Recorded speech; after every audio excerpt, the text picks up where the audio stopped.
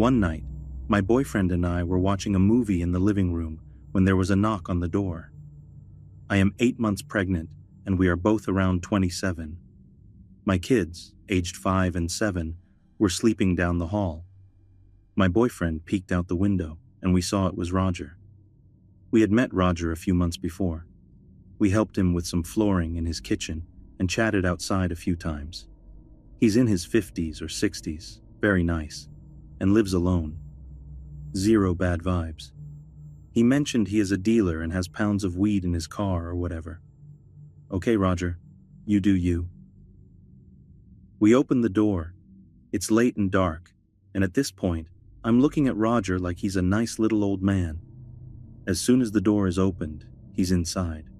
I can tell right away something isn't right with him. The house layout is the living room, with the front door leading into the kitchen, and a hallway next to the kitchen table. It's very small. Before he sits down in the chair right beside the hallway entrance, I can see a freaking huge hunting knife and a baseball bat tucked in his pants under his sweatshirt. So now, him and my boyfriend are sitting at the table, and my boyfriend has no idea. I didn't know what to do. My boyfriend sits across from him and asks him if he's okay or needs help. He starts getting very agitated, yelling that the people at my house are not happy with you, and yelling about the flooring we had helped with in the summer. I still don't know what was going on, but he seemed to think the flooring wasn't done, and if my boyfriend didn't go right now with him to fix it, the people at his house would be angry. He brought my kids up, and we got in an argument. I told him they were sleeping and he needed to leave now, and my boyfriend wasn't going anywhere. My boyfriend sees things getting intense and still doesn't know about the weapons. He jumps up and immediately tries to defuse the situation by saying he will go with him. The plan is to get Roger out the door and lock it behind him. They get to the door and open it. My boyfriend turns to me, and when he does, Roger pushes him surprisingly hard, and he stumbles into the doorway, where Roger immediately slams it, and I'm just there alone. I hear yelling as I call 911, and the dispatcher tells me to go outside. I'm like, he has a giant knife, and I'm inept on a good day. I just remember, at the time I was shocked he wanted me to wander around outside, but I can see why now. So I go out to my deck, and they are gone like it's dead quiet, and it's not even been a minute. So I just stand inside, totally horrified and useless. Time goes by, and suddenly there is crazy pounding on the door, and thankfully it's my boyfriend. I open it, and he comes flying in with his eyes bugging out, and he has a mystery axe. The 911 guy and me were like, what the fuck is going on? Apparently, as soon as they got to the road, Roger pulled the knife out, and the yelling was him threatening to cut your fucking head off for the people at my house. My boyfriend instantly booked it out of there and ran through yards to get back home, grabbing someone's axe on the way. RCMP came. We had a court date, but we just sat outside the courtroom until they told us it was over. Roger was there in an oversized suit. He lived in the same cul-de-sac as us, and my kids wait for the bus where he walks by. No one ever told us if he was arrested or when he was let out. We moved as soon as possible.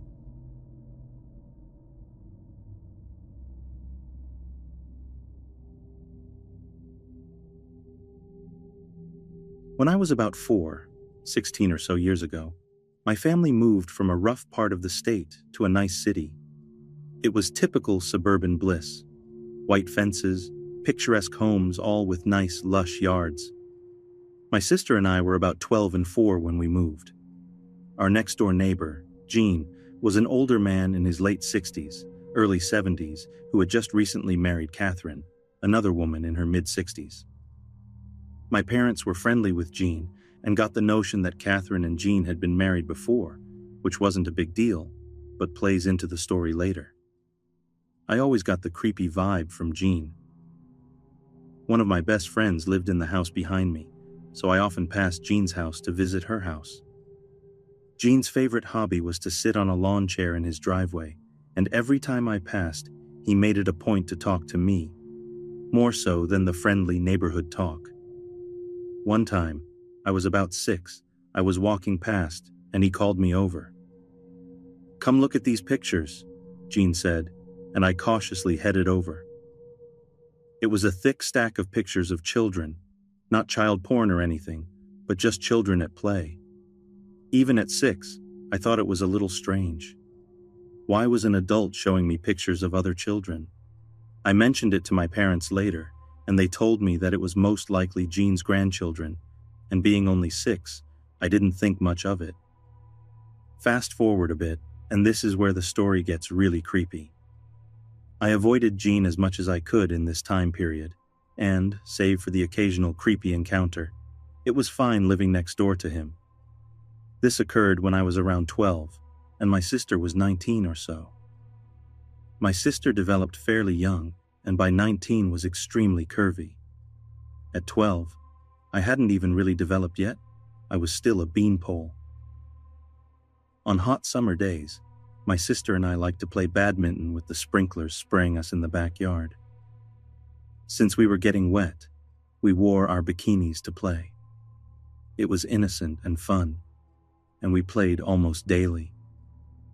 A few days after we played, my sister pulled me aside. "Jean's in his camper," she whispered to me. I looked over. Jean had a massive trailer that was so big, the windows could still probably peek over our fence.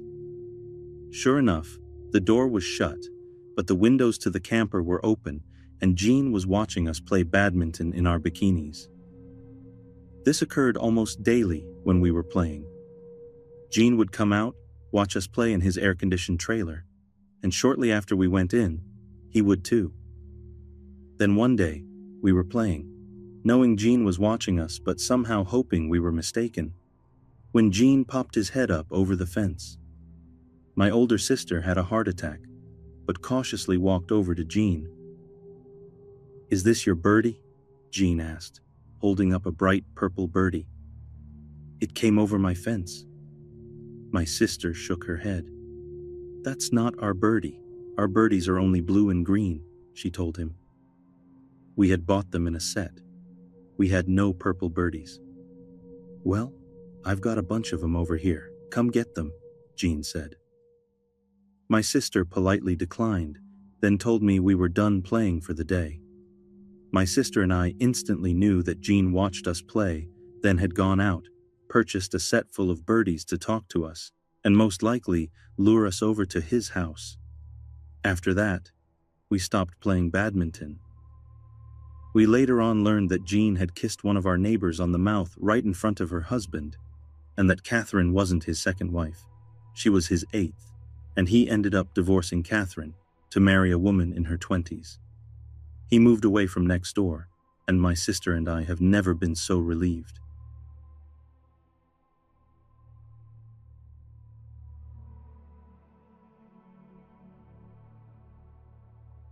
I am a 24-year-old female college student living 2 blocks from school. I've lived in the same spot for 2 years and have never had any issues. I have a small emotional support dog that lives with me too. Things just got weird this last month. A guy moved into the apartment below me. His apartment is to the right of the only stairwell leading up to my house. I always have to walk by his door to walk to class, check my mail, or get into my car. To describe him, he honestly reminds me a lot of Norman Bates. Quiet, strange, small build, pale skin, and bright blue eyes. Something about him just seems off. I first met him when I was trying to leave my apartment. I was about to back up when some jerk pulled his car, blocking me from exiting. I was getting out of my car to ask him to pull forward when my new neighbor was also getting into his car.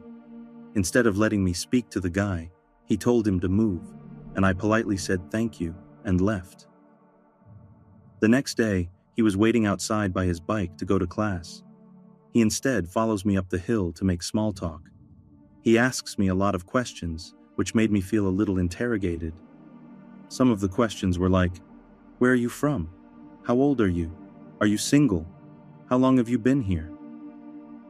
2 days later, on a Saturday, he knocks on my door forcefully at 8 a.m. I jump up out of my sleep and look through the peephole to see him standing there rocking back and forth. Mind you, I've only seen him twice, and we've never had a real conversation other than him trying to pry into my life like he knows me. He knocks on my door 3 more times and finally slips something underneath it and leaves. I wait about 10 minutes and open the door to find a note. It said, "Hello there, neighbor. I just have a few questions about your dog. How do you get away with having her? I want to get one, but don't know how. I'd love to hear more. Cheers and kindest regards, Jimmy. P.S. Here's my number. Please text me." I decided not to text him because I don't like telling every person about why I have my dog. It's no one's business but mine and my realtor's. I also was uncomfortable with the fact he came to my door with no knowledge I lived in that specific unit. That's when things started to happen. He waits till I leave for school and rides his bike behind me. 2 weeks ago, I had to make several trips to my car because I bought groceries, and he stood by his window and watched me the entire time. Every time I go outside now, he watches me with the blinds open. He knows I've noticed him too, but he doesn't seem to care. He just stares with a blank, lustful, or sinister look in his eyes. Yesterday, I took my dog outside, and he came outside of his house and stood at the back of the building to watch us play in the grass. He just stared at me. When I wanted to come back inside, he just watched me walk upstairs and pass him while he just had a cold look on his face. I've never been a woman who scares easily. I can take care of my own, but he is making me feel very, very uneasy.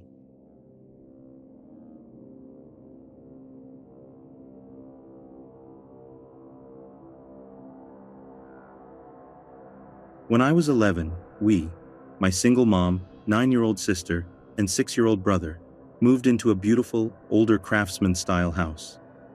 I had heard it was around 80 years old back in 1984. Soon after we moved in, we found out it was infested with cockroaches. I had never seen anything like it. You'd turn on the lights at night, and they'd scatter from every surface. We had to store all our non-canned food in the fridge to prevent them from getting into it. Despite trying bug bombs and professional exterminators numerous times, they proved resilient.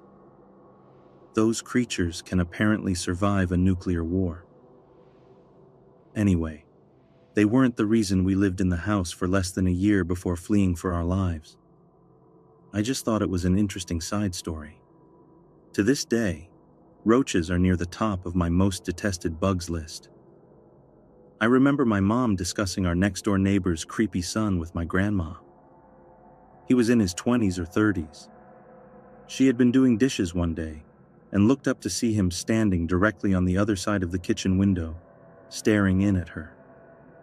Normally, she would have kept something scary like this from us kids, but around that time, she told us to inform her if we ever saw him near the house, and we weren't allowed to play outside. She also told us about a couple of times when she woke up to see him standing over her bed, and one time he put a cloth with chemicals over her face to knock her out. This is the part of the story I know the least about, since she didn't tell us about it until years later. I think she might have thought she was dreaming, especially if he was drugging her. I don't know if anything else happened.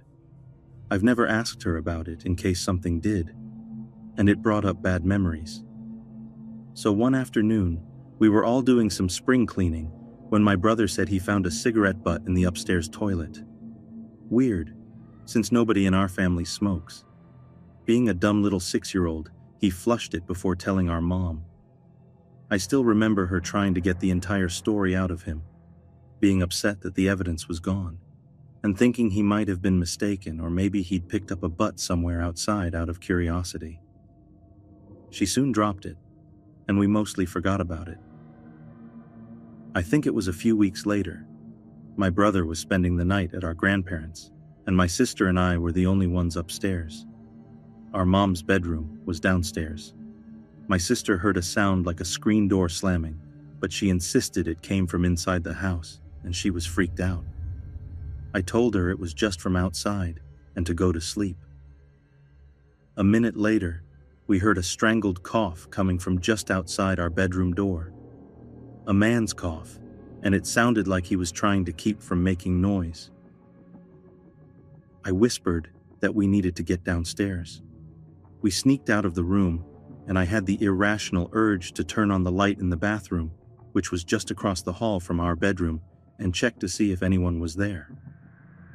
Then, just as strong of a feeling to get away from the bathroom and get downstairs now. The scariest moment of my life was when we were creeping down the stairs in the pitch black. It was a spiral enclosed stairway with walls, the perfect place for someone to hide. The stairway light was burned out, and the wooden steps were creaky, so it was terrifying making our way down. We got downstairs and woke up our mom, panicked that there was a guy upstairs in our bathroom. She started to tell us to go back to bed, but could see we were seriously scared. She went over to the bottom of the stairway to go up and show us there was nothing to be scared about. Then she had just as strong of a feeling to close the stairway door and lock it. She did, and called the cops. They found nothing, and didn't really take us seriously. The next day, she called a PD detective friend of hers from high school to come over and inspect the house. Remembering the cigarette butt in the toilet, she had him look at the upstairs bathroom window. It was a high, narrow, rectangular window. Not very big, but just wide enough for a person. Who knows how many times the intruder climbed our roof to get in and was upstairs while we were sleeping across the hall. The window swung up on hinges. When my mom's friend let the window drop, it sounded like a screen door slamming. He said the locks on all the windows were so old they were practically useless, and we needed to get out of the house immediately. We moved into my grandparents' house that day. When my mom went with her brothers a few days later to pack up some things, a back door had been smashed open, but nothing in the house was disturbed. A few years later, we heard the neighbor's son was arrested for rape and attempted murder. I still wonder what might have happened if I had turned on that bathroom light, if my mom didn't lock the stairway door, or if we didn't leave the house when we did. I also wonder if it's still infested with cockroaches.